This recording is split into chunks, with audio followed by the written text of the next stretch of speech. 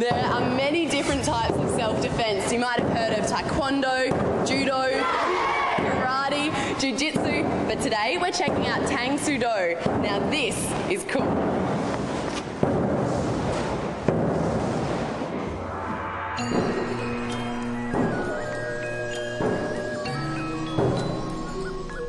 Tang Soo Do is a traditional Korean martial art. Its techniques are based on an ancient kicking style called Tae Kyan, and its softer flowing movements originate from northern and southern Chinese styles. Master Vaughan, hi, come on over. Tell me, what exactly is Tang Soo Do? Tang Soo Do is a powerful martial arts consisting of defence and attacks using the whole body, even your voice to scare away strangers, and hands and feet. So is it just used as self-defence? Basically, yes. We're not a sport as such, we are an art, so we really focus on the self-defence. How does someone start training in it? We like to lay the foundations down first and have a lot of balance, coordination and mental strength. Then once they've mastered that, then we move up into the ranks and do some basic blocks and basic kicks.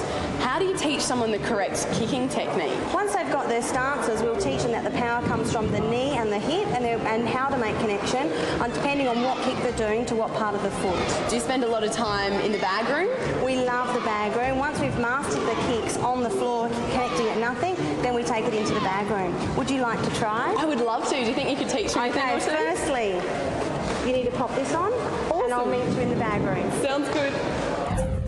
Kylie is the highest ranked Tang Soo Do female in Australasia and the chief instructor for the Asia Pacific Federation. She started when she was 11 years old and now trains her students twice a week to perfect their skill and technique.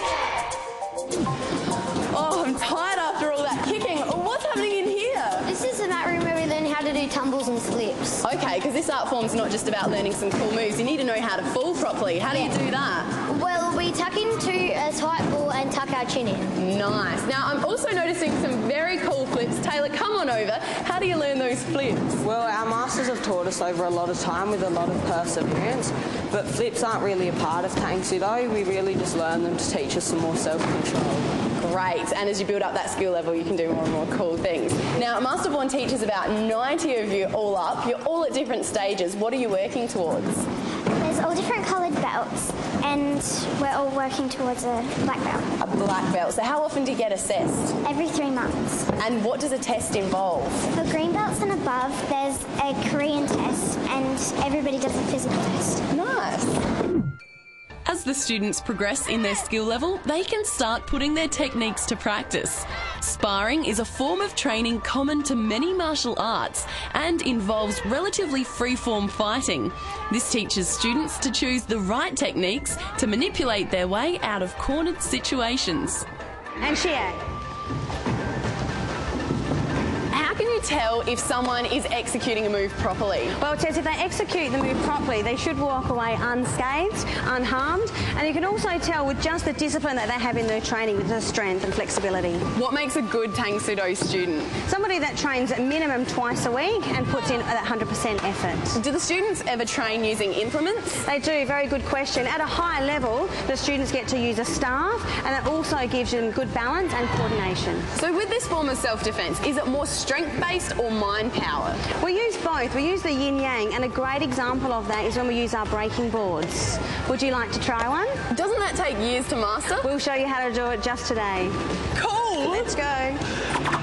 Tang Soo Do is definitely a great form of self-defence to learn. It keeps you fit, it teaches you self-confidence, and it helps to develop mind power, which is what I'm about to put into practice by breaking a board.